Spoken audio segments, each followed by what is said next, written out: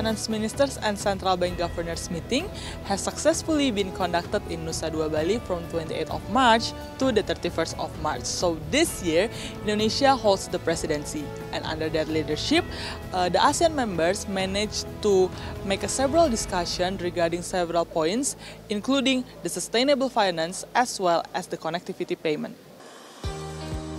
With the end of the ASEAN Finance Ministers and Central Bank Governors meeting, the partnership between countries in Southeast Asia region will continue to transitional energy sector through the taxonomy for sustainable finance. The guideline for ASEAN countries and investors projects are now included coal power plant retirement. Pandemic recovery also remains in the highlight, as ASEAN is still working to address the aftermath of pandemic in several countries. Vaccine response to bridge the pandemic handling gap among ASEAN member states will also be addressed. We are going to conduct this gap analysis and of course how to strengthen the health system in each of the ASEAN countries, which is I think is going to be very, very critical when we are facing another pandemic shock or crisis, making sure that they are actually in place.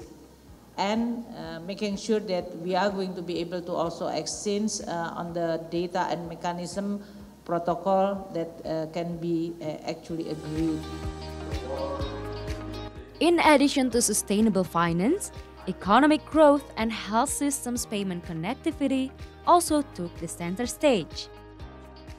Indonesia continued to push cross-border payment with Vietnam, Brunei Darussalam, Cambodia and Laos have shown interest to use digital payment system, KRIS, following the MOUs from ASEAN 5 last year.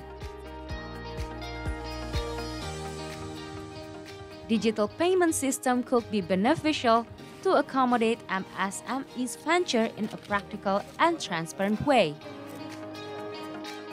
Bank Indonesia Governor Peri Warjio admitted that the progress happens step by step, since not all Asian countries are familiar with the system, and digital literacy collaboration is being proposed.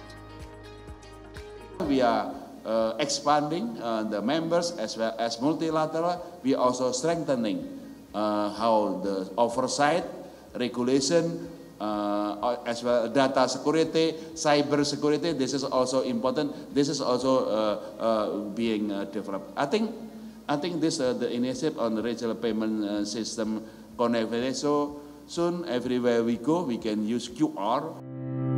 To overcome the upcoming targets, next, the second ASEAN Finance Ministers and Central Bank Governors meeting will take place in Jakarta later this year, and more concrete output is projected.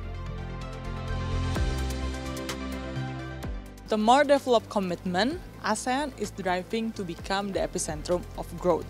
And together, with our strong bond, ASEAN will show the world that we are really matter. Andira Putri and Niko Arianto reporting from Bali for See Today.